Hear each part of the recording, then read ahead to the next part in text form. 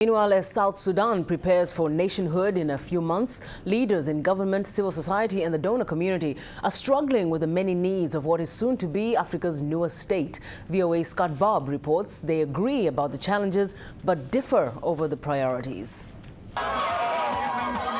Leaders involved in southern Sudan's reconstruction know the fledgling nation faces many challenges, but they don't necessarily agree on what should be the #1 priority.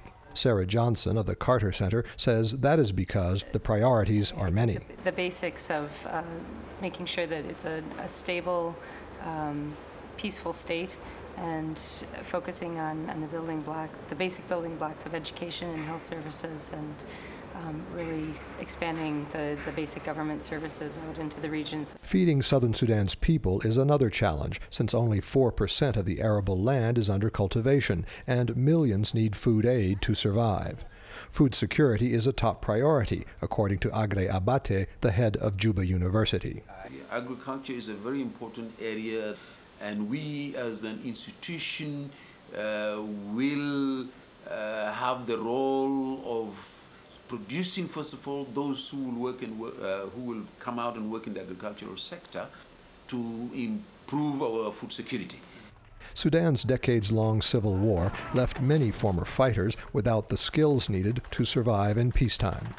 William Deng heads the Demobilization Commission that is overseeing the return of 90,000 former fighters to civilian life. The skill they know is only soldiering.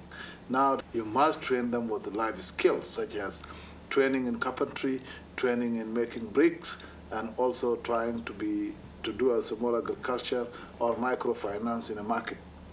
South Sudan, the size of France, has only 50 kilometers of paved roads and almost no public electrical power. It also lacks public water and sanitation systems.